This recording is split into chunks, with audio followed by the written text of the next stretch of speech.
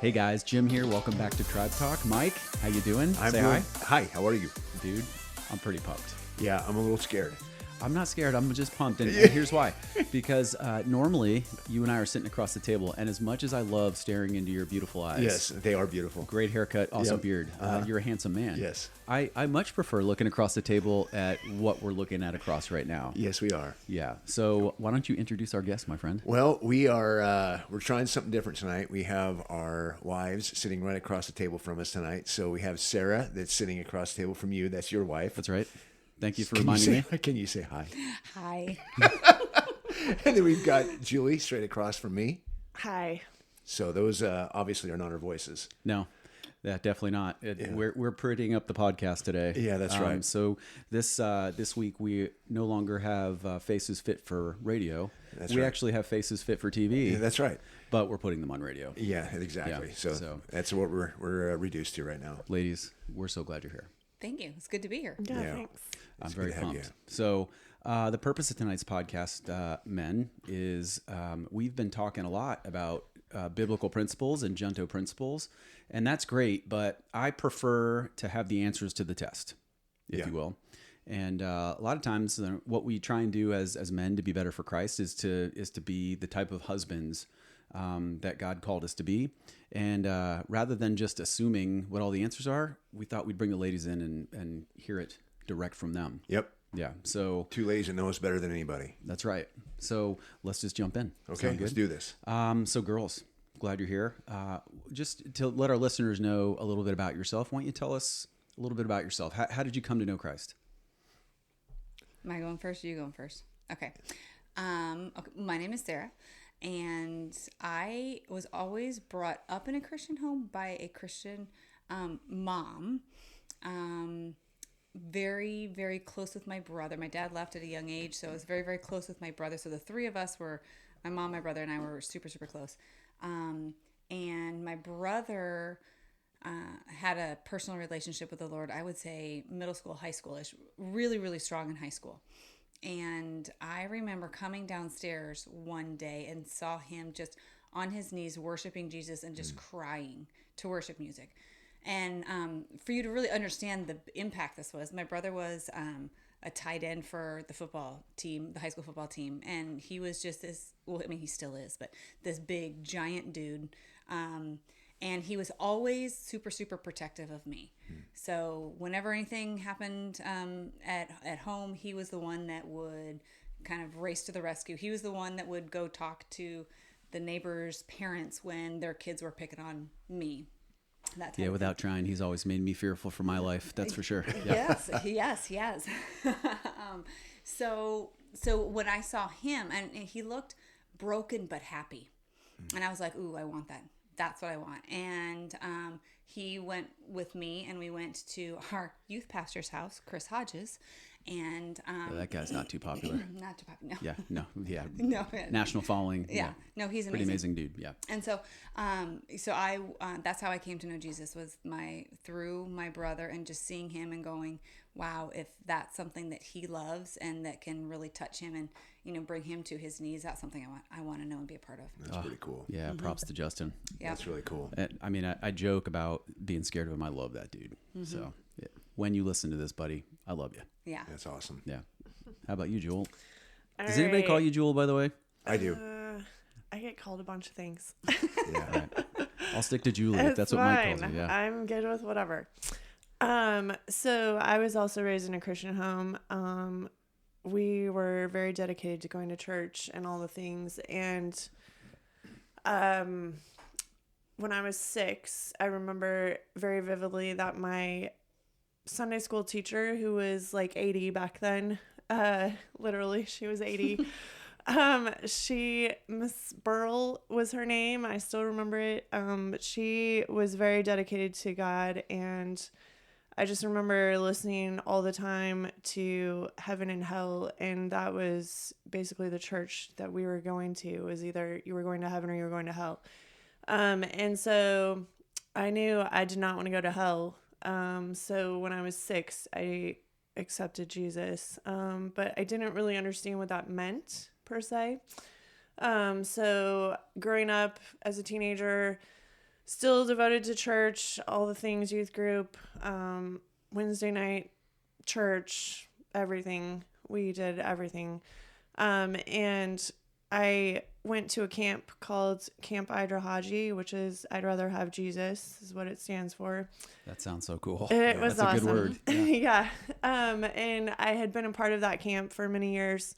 But I was 13 and I was going as a camper there and rededicated my life at camp and signed the Book of Life.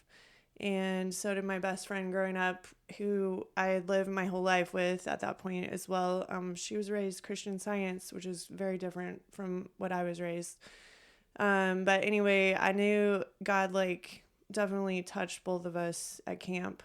And so I kind of learned more about what a relationship with God was, and many more years of Camp Idrahaji, being a camper, and then also being a counselor. I worked there for a couple of years when I got older, all the things. But my parents were very strong. My dad read the Bible all the time. I saw him reading all the time in their faith. And then, yeah, I was just raised with a lot of people around me that were examples and light for him. And as a teenager also, I was part of a house church that my whole entire basically high school would go on a weekday after school, and we'd hang out at those people's yard and house who lived on top of a mountain. And they would feed us, and then we'd have worship and a sermon. So grew up doing that, as well as going down to Denver, being a part of another program that they had, and I don't even remember what it was called, but it was 3,000 teenagers every week. How One old weekday. were you, Julie, when all this was going on? I was in high school. Okay. So yeah, it was very influential. I just remember one of the worship services with all those teenagers. We were just standing there worshiping, and I'm just uncontrollably sobbing, not because I was sad, but because the Holy Spirit was just touching me. And I didn't necessarily know what that was then, but I do absolutely now. So, yeah. Wow. So if I get mine, so tell me, so your dad was how tall? 6'4". So her dad was 6'4". He weighed probably about 265 pounds. And this man was a firefighter in Denver for 38 years. And we can probably do a whole podcast on him. His dedication to servicing, to helping people and bring them to Christ is just absolutely mind-blowing. So I just realized too, did you walk the path that early in your life? Yeah, so I'll make mine short. But what I did is I was actually my mom and dad had put me into a Lutheran parochial school. So from grade 1 all the way to 8, I was in a one-room schoolhouse with all those grades, and part of our teaching was catechism, the Lutheran catechism, and then also Bible history. So I had been around it my whole life, but that's a whole other story in itself. I was just thinking, you and I shared some stories in the past, and both of our wives knew Christ at a very early age. I did not. I definitely didn't try and walk that way early, and she was literally God's messenger to me to help me be saved. Obviously, Jesus did it, but he used her as a tool. That's right. Yep. And just more proof that you and I married way up. Oh, yeah. Yeah, way out of our league. For sure. Yeah. No doubt You're a about lucky it. guy. Yeah, I know. Yeah. Yeah. So here's what everybody really wants to know, though. Yeah. I think. Ladies, Sarah, I'll ask you first. Mm-hmm. When did you know that I was the one? And have you actually come to realization that he is the one? That's really what it comes to. Yeah, I definitely low marks for you on judgment, but this is where we're at, and the warranty's expired. You're stuck with me. But yeah, when did you know? Funny. Really early on, for the audience, we were set up on a blind date in college, and I think it was by date number 2. I was like, wow, this is actually the man I'm going to marry. He needs to be saved first, but I'm going to marry him. Yeah, because I wasn't. You were not. Yeah. That's wild, man. And so But yeah, on date 2, I remember thinking, nope, this is the one I'm going to marry. And I had been very strict my whole life about I'm not dating people who don't know the Lord. So to have dated you, but then, and you weren't a Christian, or knew the Lord, and yeah, it was just a wild realization. Yeah. I mean, I'm irresistible. You are, baby. Even though I'm able to resist you somehow, but Yeah. well, oh, sorry, that's about you guys. It's strange. I've Yeah, been that's right. wondering that Yeah. about you for a while now, but right on. How about you, Julie? Was that process And similar? let's just for the record, we don't have to bring up the fact that I almost beat up your boyfriend at the time. Let's not bring. Yeah, that but he probably had it coming. he had it coming. Yeah, of course. Yeah. So, So let me think about this. I had feelings for Mike way before he realized he had feelings for me. And then I kept trying to show him, and he was not reciprocating anything. yeah, So you're not as smart as you look, I guess. No, I'm not. I was definitely I was slow and really struggling back then. But I had been engaged actually a year before Mike and I met. And I actually was the one that broke it off. So I knew that kind of relationship that I was in before was definitely not what I wanted to be in for life. And so Mike and I became really good friends. And basically, he was coming out of a relationship and I was coming out of my engagement. And we just talked about everything. Like, basically, We just got to be really good friends. yeah, became really good friends. And then he was not reciprocating anything. So I was like, okay, well, this is a waste of my time. So I'm going to move on. And so I did, or tried to. And that's when I realized this really bothers me for some reason. Yeah. So then literally we were outside at work at lunch and he was like, do you want to get married? And I was like, what? Are you insane? He's either all the way out or all the way in. Yeah, that's right. No, it's me. And I was like, no, like you have to show me that you're not just going to be here for 2 seconds and then, I don't know. You have to be loyal and show me that you care. In other words, I need you not to be you, Mike, please. Yeah. So I basically ran him through the ringer for a while just to test his loyalty and love, I guess. And that was 23 years ago. Man. So that brings up a great point because we do have a lot of unmarried men that listen to the podcast and are part of organizations. So like in your experience, what are some things that young women should be looking for in men these days? Boldness. And not like, what's the word for it? Not like full of themselves. That's a different word. I can't quite think of the word. So sorry, but boldness. Cocky. Yeah, not cocky. Somebody who is just like, no, I know what I want, and I know that it's you, and I'm not afraid to go after what I want. Mm-hmm. That's good. How about you, Julie? I feel like, honestly, Mike and I did not date at all, really, which is crazy. But That's a whole nother story in itself. yeah, we were best friends and just hung out all the time. And like I said earlier, we shared everything, everything, our feelings, like everything. And I feel like looking for someone that can be your best friend is like they have to be your best friend. Mm-hmm. I agree with that, especially the phase that both of our families are entering into now, where our kids are leaving the house. Yeah. You know, how nice is it? I'll speak for me. I'll let my wife speak for herself, but that we've created a foundation in our marriage that when our kids leave, we still kind of like each other. Yeah. Pretty sweet, huh? It's an exciting phase. Yeah, and I think that's important because, and Julie and I talk about it too. Like, I don't want to wake up one day when our kids are gone out of the house, and then we realize we've been nothing but roommates for the last however many years, right? Amen. Yeah. So you have to take time to pour into one another and to do things together, to date each other, to do those types of things, to talk. To just have your time alone, because if you don't, you are running the risk of waking up one day going, Who's this stranger? yeah, lying who's next this to me? person with me? Yeah. Yeah, great point. I feel like we've also instilled that in our kids. So we've been very diligent in having mealtime every single day. Is if we can, which was almost every day. Yeah. Almost every day. Like I can count maybe on one hand the times that we did not eat together. And that doesn't mean that we're eating at 6 p.m. every night. Sometimes it was waiting until 9.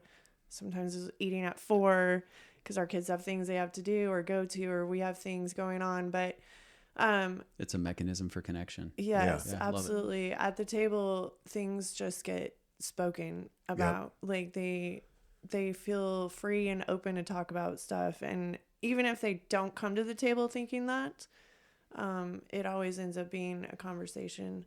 And so while creating that environment for our kids, being best friends with them, we also have created that for ourselves. Mike and I continue to be best friends and continue to talk and do all those things. Yeah. Well, that's evident to the people around you too, by the way. Thank you. Yeah, great model for people to follow, I think. Thank you. Yeah, you know what I like about it too? I think you encourage each other to chase each other's dreams. Like you don't have just one, which is pretty cool. And you know, so Mike and I are on a journey to be great husbands and fathers, and we're creating this ministry to do that. But it does take a lot of time. So I guess what I want to know is, like, what is it about this ministry that makes you two so encouraging for us to take time away from our families to pour into others? It's a good question. Okay, I'll go first. You look like you're contemplating there. I'm trying to think about what I'm gonna how I'm gonna put it. I don't think anybody loves the time away that you guys spend doing this ministry. But what I love is that when you're home, you're there, like you're totally present, you're totally in it. But you come home from these events and these functions and these meetings and just pouring into other men. You come home and you're energized to jump right in the game wherever we are. So it's not like this ministry doesn't feel like it drains you. As a matter of fact, it seems like it does the opposite. It energizes you. And so that means you show up ready to go every single time. So that to me is worth it. Like when you're here and you're fully in. And you're excited about whatever it is we're doing. You're excited about the men's group. Like there's just an excitement about you that was missing before, because it was almost like you're like, I don't know what to do with my time. I don't know what to do with my hands. You didn't have that driver towards that purpose. Mm-hmm. Right. Yeah, love that. And you always encourage us to go do stuff like this. So Absolutely. what do you think, Julie? Well, I think Mike and I are very service oriented also, and pour into people just in general, like even before the ministry. So I feel like this is even like an icing on the cake, so to speak. This has been a goal or dream of Mike's for a very long time. And just to see it come to fruition is awesome. And it's not us, it's really God that has allowed the opportunities and all the things to be able to pour into other people. And it's just been amazing to watch, and the stories that we hear, and it's just awesome. And not only from the guys' side, but we have wives coming, or at least I do have wives coming, talking to me about it or asking questions about it, or, they're excited about it. So that's also exciting. And then there's also the high school ministry, which I work a lot with high schoolers. So just to see the excitement in them is also very encouraging. And it's just, God's been working in a lot of ways. Yeah, so I got to follow up then, because Mike is the true founder of our organization, as most of this was was dumped on him by the Holy Spirit in the shed when he was alone. And so you've watched all the growing pains of Junto Tribe Ministries. So, I mean, how does it feel to probably cry with him and sweat with him over what he was building, to see us to start to yield some fruit? Like, how's that? Absolutely. So I've always been an encourager regardless of what was going on. Where he's getting frustrated, I'm like, you keep pursuing, like you keep chasing after God, you keep running after what he wants for you and for everyone. And regardless of what was going on, and the frustrations that he was having, like the restarting the book like 20 times, basically reinventing the wheel over and over and over. And I'm like, hey, you've already got stuff. Like, God's already given you things. Like, just keep, like, go with it. Just continue to go with it. And so that's been, to see it actually at the level it is now is just, like, almost unbelievable to me. Not that it's unbelievable, like, for God to do, because he definitely can do whatever. And he's just been amazing. It's been an amazing process, and I get excited every time. Even hearing stories from the last infill is just even more exciting, because it's like more lives are being changed for the kingdom, and the culture is being changed. And that is our big thing, is change the culture. And so I just like love that, watching people, hearing stories. And yeah, and I think I know for a fact, there's no doubt in my mind. I mean, I've been a follower of Christ for I don't even remember exactly when it started. And you know, when you serve him and you get involved in that, the one thing I would say is that you know, when people speak, when they are writing books, when they're doing the things they do, they're actually, I think, in my mind, that we're searching just as much as the people that we're speaking to. Of course. Mm-hmm. Right. So the reality is that I'm searching and I'm trying to find answers to these questions that I have.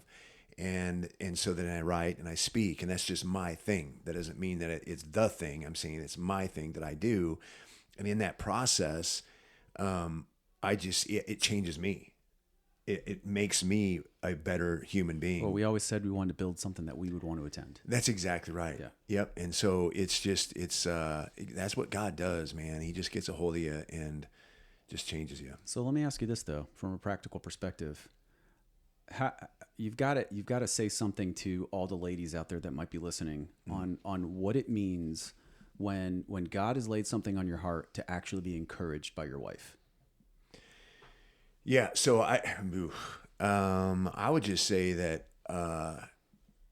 there's one person in this world, and there's a lot of people. I shouldn't say that. I have a lot of people like this, but there's one person in this world that I know, no matter what's going to happen, she has got my back, and that's my wife. I mean, I know without a doubt she will be there for me. She will, no matter what, she's going to be there. And so I think I don't know how to answer that question, to be honest with you. I mean, what was that experience like for you, knowing that you could toil away at this project with the complete support of this woman sitting across the table from you? Yeah, I mean, it's thinking back, I guess and she's right. I was frustrated a lot, and wanted to quit, wanted to give up, and she just kept encouraging me. No, you just keep doing what you're doing and just see where it goes. Just keep doing what you're doing. And it's a lot of work, and you just want to kind of like throw your arms up and you ask yourself, why in the world am I doing this? And she saw that it wasn't just for me. She saw that God was involved in it, that he was changing me, but that's not really what was motivating her to motivate me. You know, she saw that there was something good in there, and so that it would help other people, and she just kept encouraging me. Yeah, I think it leads to revolutionary change. Absolutely. Right, for the kingdom. And here's the thing, guys, like I asked the question to Mike about how Julie supported him early on, but we're supposed to be supporting each other's dreams. Mm-hmm. Yeah, that's right. And when God lays something on Sarah's heart, I need to get behind it, period, at the end.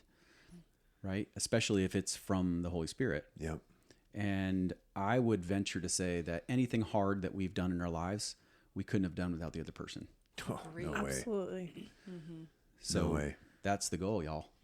That's definitely the goal. Yeah, I mean, we look at our kids and, how they are and know our kids aren't perfect. And I'm not either, and Julie isn't either. But she gives them things and offers things to them that I cannot give. Correct. And I give them things that she can't give. And that's what this is all about. It's about being a team and pouring into that generation and raising the best kids you can. Yeah. Can I add a little something? Please onto do. that? Yeah. As far as the kids go, something else that part of the reason that we, that we support you guys doing this is, between the two couples, we have 5 daughters, 1 son and 5 daughters. That's between true. the I two, never thought of that. to these families. We wives need you guys to pour into the men because our daughters need men to know this. Our daughters need men to grow up who are bold for Jesus and, Yes. and know who they are in Jesus, know how to hear the Holy Spirit, know how to relation with him. And that's what you're doing. You guys are training up the next generation. And so every time you guys go do these things, I think, okay, well, they're sowing seeds. I need that next generation to benefit from it because we have daughters who eventually are going to get married, and I need their husbands to know this stuff.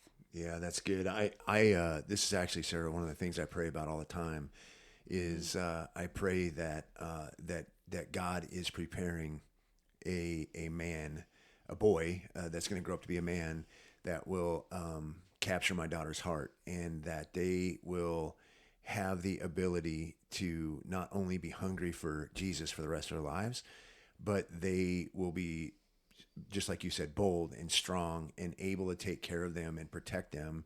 And act like men. And act like men. Yes. And do what lay down their lives for my 2 daughters. And I even go as far as to pray, God, I want them to be 3 times the man I ever was. Oh, yeah. Yeah. Absolutely. So I think we all want that yeah, for our for kids. sure. We want them to launch from our ceiling. Yep. Absolutely. Absolutely. In other words, honey, I want them to be, better off than you. We're all very sorry for you. Yes. I'm just kidding. You're doing great. Oh, man. Well, and I love that you brought that up about training young men for our daughters.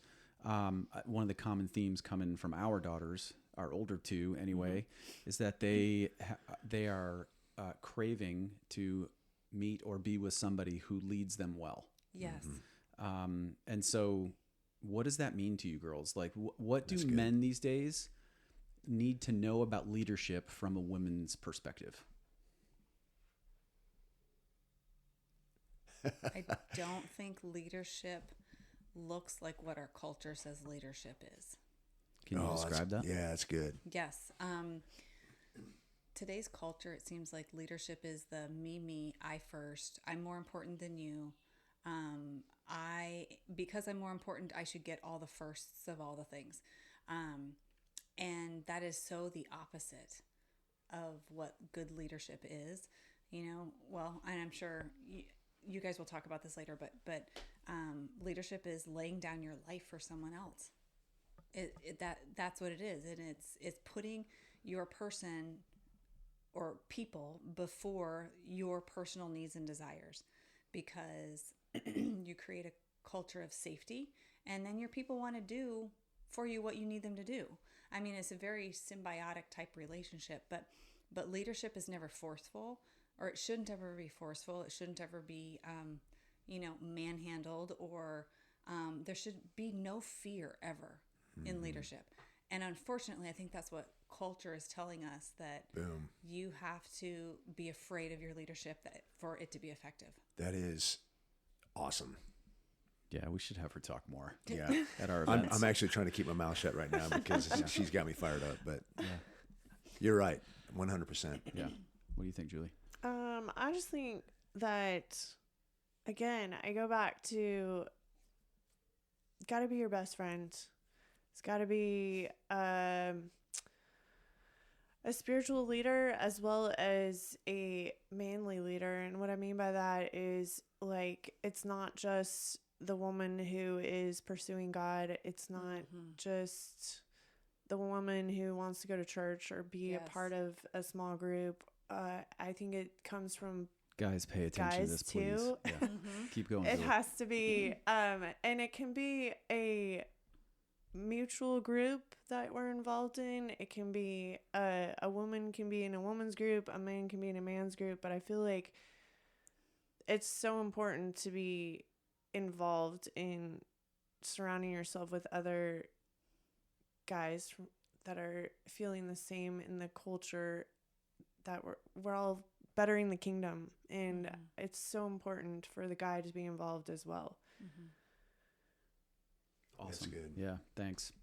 I want to double back to something Sarah said too about I don't know, about the concept of mutual submission maybe. I'm just going to read a quick verse if you guys are good. Ephesians 5:22-32. It says, "Submit to one another out of reverence for Christ. Wives, submit yourselves to your own husbands as you do to the Lord. For the husband is the head of the wife, as Christ is the head of the church, his body, of which he is the Savior.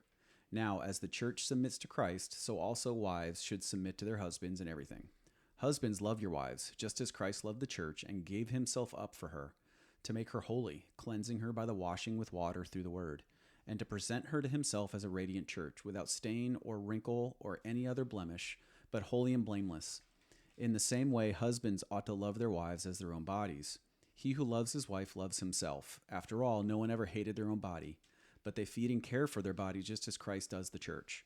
For we are members of his body. For this reason, a man will leave his father and mother and be united to his wife, and the two will become one flesh.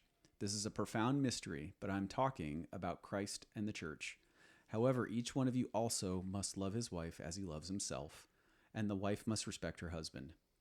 Now, guys, I love this verse, but I think it's often misapplied. So, girls, tell me what you think of the concept of mutual submission, and how do we as married couples like mess this up so badly these days? That's a whole nother podcast.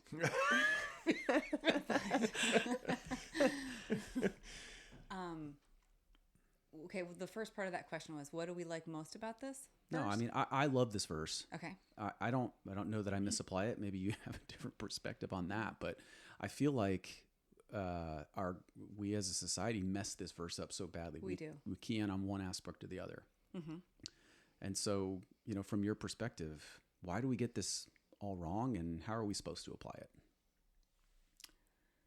I honestly don't know why we get this all wrong, except that I can only say that there's got to be a spiritual warfare element to it as to why we get this so wrong, because the enemy wants us to get it wrong. Boom. I don't know how. I don't know that there was a tipping point ever for this. I just think that it's been so distorted over the years, and unfortunately, I think Western Christianity has a lot to do with distorting it so egregiously, and we focus so much on wives submit, and it is rare that you hear anybody from the pulpit talk about husbands love or hey, submit to each other. I mean, they totally cut that first verse out. Yeah, it's the first line. The first line is like, we don't need that. That's fine. So, yeah, I don't know where it got so contorted, but it has. And from my vantage point and what I see in my office, it is, the church has done a really bad job at teaching this concept of mutual submission. Yeah, totally agree. And it has left marriages in shambles because nobody wants to work for a tyrannical leader. No. Which is what this produces. Yeah, and just to clarify one of her comments, she said her office. She's a marriage and family counselor. Oh, yeah. So she talks to people about stuff like you this all all know the that, time. so I didn't. Yeah, that's right. Yeah. Did you have a thought on this one, Mike? I do, but I'm trying to let the girls talk. But Julie, do you have a thought on this one? Yeah, I was just reading that verse actually, and coming from the Message version, which I love to look back at, and it says in verse 25 through 28, everything he does and says is designed to bring the best out of her. Yes. Dressing her in dazzling white silk, radiant with holiness. So it's not only the Heavenly Father who brings those things out, but also the husband that brings out the best in the wife. And that we also are to bring out the best in them. And that is not only in a relationship, but a friendship as well. Like we talk to our kids all the time. Is that friend bringing the best out of you, and are you bringing the best out of them? Because if not, that's probably not the best relationship. So I just feel like it's super important that you're already one in marriage when you're married. And so love your wife and love your husband just as Christ loves you. And that's bringing the best out in each other. So yeah. Yeah. So the thing that I agree with both you guys, and I think one of the other things that we have a tendency to forget is that in our ministry we talk a lot about Genesis 1:28, and then we also talk about the Great Commission. So Genesis 1:28 is the cultural mandate, which means that God had his son and his daughter, and he said, I want you guys to leave here. I want you to go out there from this garden. I want you to go out and change the culture to make it look more like it does in here, which means that to make it look more like heaven, because Eden was sort of the representation of that, which means that really what it comes down to is we were in direct contact with God. And he said, I want you to leave here and go out there. And when he did that, he sent the man and the woman together to do that. So it wasn't, hey, Adam, you need to get her under control and make sure that she does everything that you tell her to do, and do it this way. What he was saying was, I am sending you guys out together as a team from here to go out there and change the culture. And then we also see that in the Great Commission in Matthew 28. Is that right? Matthew 28? Yes. Matthew 28, where Jesus is getting back the authority. He has, and he's got back to the authority, and now he's handing it off to his disciples. So this whole idea then is about bringing heaven on earth. And in God's original concept, his original plan was, hey, I want you guys to go out and change the world, make it look more like heaven. And Julie over there, you do exactly what Mike tells you to do. That is not how it works. Yeah. Practically or metaphorically. That's exactly right. Absolutely. And this goes back then to this idea of leadership, and what is leadership that, and Sarah brought it up a little while ago, is leadership is not about tyranny. It's not about me telling other people, hey, you do this because I said so, and that's the way it's supposed to be. That is not true leadership. What leadership is being the individual that is helping the people that you are with improve themselves and get to another level, and to engage in that same process of bringing the value to the world. And so this idea of leadership then is not, it cannot be about me. It can't be. The only time it becomes about me is when things go bad and somebody needs to blame somebody. That's when a leader has to step up and go, okay, it's about me. Yeah, raise your hand and go, that's definitely on me. That's right. Yeah. I'm the one that's supposed to be leading this ship, and I screwed it up. So, and this is less about the family and more about my work or whatever it is. But the point is that we need each other, and it goes back to what we talked about a little while ago. She has things that I don't have, and I have things that she doesn't have, and that is why, honey, you complete me. That's right. Well said. I love that. And y'all, I love the imagery of the Last Supper too, because when it talks about men in this verse, first of all, if you just count the words about God's command for men in Ephesians 5, 22 to 32, he has a lot more to say about what men are supposed to do than he does about women. Yet we still focus on that one sentence that says, wives, submit yourselves to your own husbands. Mm-hmm. So here's how men were commanded. Love your wife like Christ loved the church. And if you go back to the Last Supper, the way Christ served the church was to sacrifice himself. Mm-hmm. And the night before that happened, he washed their feet. He That's washed it. the disciples' feet. That's right. So if you were to just take that verse out of Ephesians and apply it to that scenario, Christ would have been in that room going, hey, I'm about to go die for you. Everybody come wash my feet. But But he didn't. All right. So when you think about how your wives are supposed to submit to you in the context of that verse, it does not mean that I get home from work and I kick up my feet and wait for you to serve me. that's right. Or you just do what I say because the Bible says so. That's not at all how it goes. So practically, ladies, how should that go? How should clarify that Yeah, question? I mean for that me, please. interaction, like when we are leading our family together, like what does mutual submission look like? It looks like a team, but I think we also need to go back a little bit too, because in that, and this thought is actually just coming into my brain, so I may need to workshop it a little bit. We got your back. Yeah. But in Genesis, when they ate the apple and God came in and said, oh, shame on you, you didn't do that. He didn't really say that, but I'm paraphrasing. But he said, he told Eve, Mike, you're going to have to look this up since you have the Bible out there. But he said something about the fact of her consequence. Of her consequence. And her consequence was that, in essence, and I'm paraphrasing, she was going to be hacked off, that he would be over her.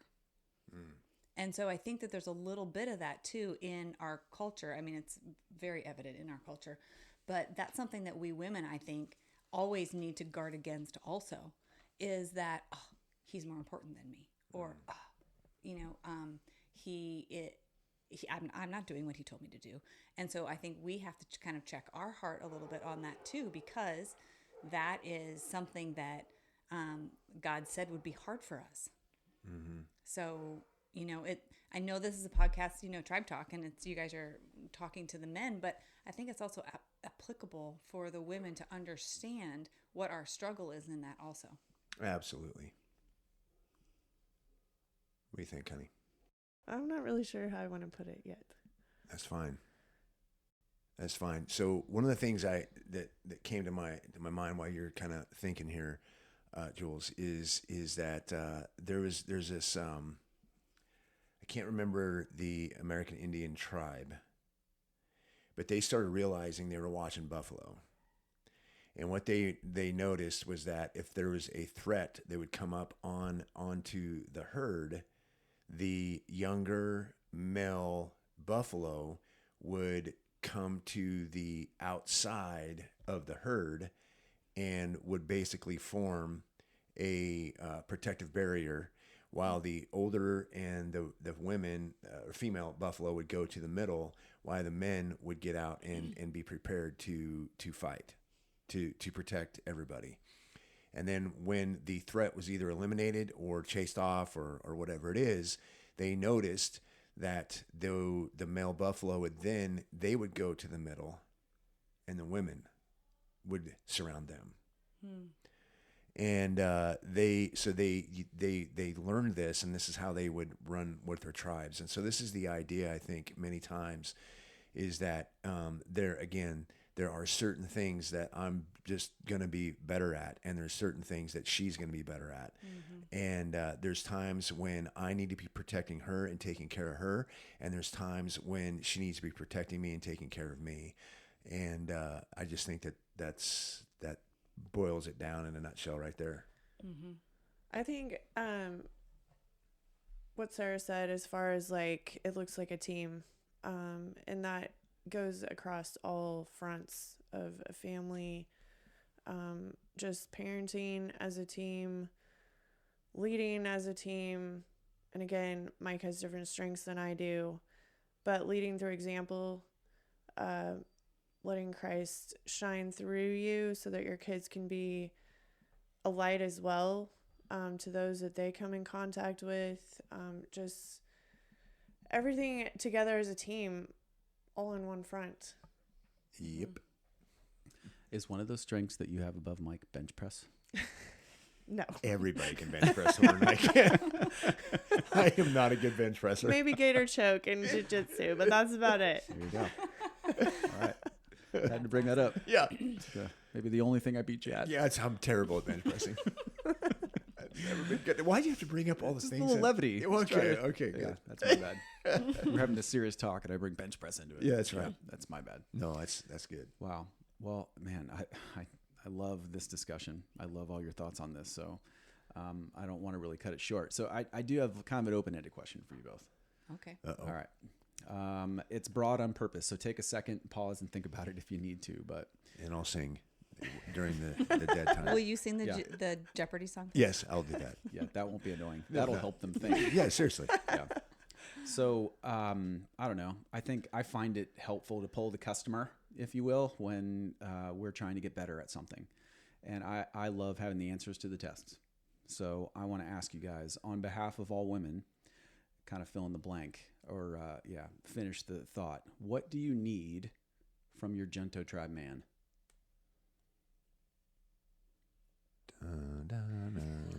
I honestly think Sorry. a teammate, a partner in everything.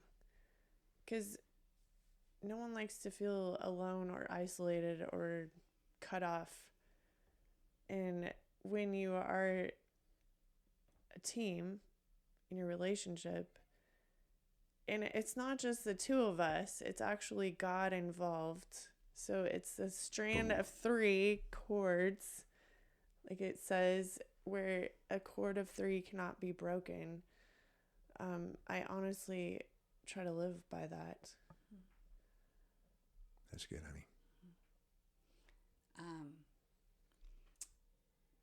Jim and I have been talking about this a lot, this whole team atmosphere in marriage and why it's so important, and how to cultivate it.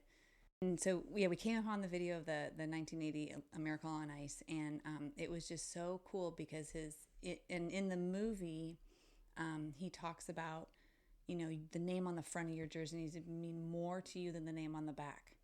And I think that is so applicable for marriage and what I want. Going back to Julius, we got to be friends. I need to know that the Marion name is more important to him than Jim. I need to know that the family is more important to him than just himself as an individual and everything that he can achieve by himself. Because that really puts that team perspective in that best friend. I know he's got my back. I know he's got our kids' back. Like, I don't ever have to question that. And so I think that would be my short answer. I need to know that the name on the front is way more important than the name on the back. I love that. Yeah, I thought you were going to say you need somebody to fold the laundry. Well, I mean, you need I'm to not man going to up say and do the no to dishes. that. Yeah. Yeah, but I mean, so how important are those little tasks too? Like, I tell guys about this a lot. Like, your workday never ends. Mm-hmm. When we decided a long time ago that you were going to stay home with our children when they were little, and it wasn't until recently that you went back to work. Mm-hmm. And I would walk in the door exhausted from my day and be like, man, I just need a rest. And you go, good story, bro. There's no punching the clock. Samesies. When you're a stay-at-home mom, And so, guys, those little things that you do when you walk in the door tired, she's just as tired as you are. Mm-hmm. And we should dive in. Mm-hmm. Absolutely should dive in and grab an oar and row, and we'll all rest together. And finish together, yeah. Yeah. Absolutely. I know the answer to this, I but what do you think of 100% that? agree with that. But also then on the flip side, I also can't just be sitting around watching my favorite TV show all day and not doing anything. And then you come home and be like, oh, okay, well, now I'm going to start all the things so that he can help me. Like, we got to be rowing on our own as well. Mm-hmm. That's important. Absolutely. That's good. Yeah, that's real good. So one of the things I wanted to say that Julie brought up that I think is pretty cool. If you can take her, so if you make a fist and you let 2 fingers hang down and you stand these 2 fingers up on a table, hopefully this is making sense for people that can't see. And that is, so you got 2 fingers pushing into the ground, into the table. That represents you two, or represents a marriage. And when a marriage is really, really strong is when we take that thumb and bring it down onto the table.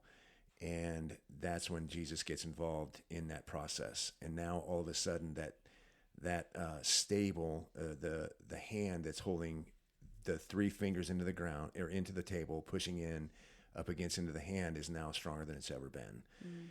And so my point is that it's important for us to be together and to be a team and to look out for one another.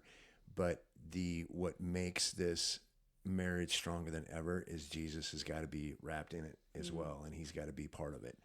And that is a very important part of all of it. Absolutely. Because there's been plenty of times when, life can get hard and it gets tough and you start questioning things and you can even question each other, and you've got to have him involved in that process. He's got to be there. Mm-hmm. Yeah, the concept of equally yoked too. Julie said it earlier. Yep. She can't be the only one stressing to our children that we need to be chasing after God. That's right. Guys, we have to chase him as hard as our wives do. That's right. Right. We have Absolutely. to have our own faith, and we have to teach our family that that's important. Right. Exactly. So show up. Yeah. Get in the minivan and go to church. Yep. Don't make us peel you out of bed on a Sunday morning to go That's to church. right. Yeah. And if I'm going to say it again, guys, your faith isn't just for you. In fact, once you give your heart to Christ, you have a job to do. And that job is to bring heaven on earth. And so in other words, I really truly believe that once we get to a certain point with our faith isn't for us anymore. It's for the world. Agreed. Absolutely. I love that. Well said, guys. Any final thoughts, ladies? I think this podcast got better looking. That's what I was saying. We should put this on TV now. I know. Yeah, absolutely. Because I got to tell you, I really enjoy looking at them way more than I like looking at you. Likewise, buddy. What? My rugged good looks? It smells better in here tonight. Did you notice that? Yeah, I did notice Man, that. everything about this is just amazing. So. Oh man, girls, thanks for joining us. You're welcome. Thanks for having us. Yeah, I hope everybody gets as much out of this as you and I did tonight. Yeah, man. Thanks for giving us the answers to the test. And You guys did amazing. Like, seriously. yeah, Great job. you're the reason we do it, ladies. Hey, thanks. Yeah. So, gents, it's time that we stepped up. Okay, go have a conversation with your wife tonight. First of all, start with thank you. Just say thank you. Figure out what their needs are. Get the answers to the test so that you can proceed in this life with her in an effective way. Make sure Jesus is at the center of it. And at the end of the day, boys, you got to man up and do the dishes. That's it, man. Yeah. Any final thoughts, buddy? I have none. All right. As normal. You did a great job. You did too. Great Okay, job. thank tonight. you. All right. Love you guys. See you next time. See you. Peace.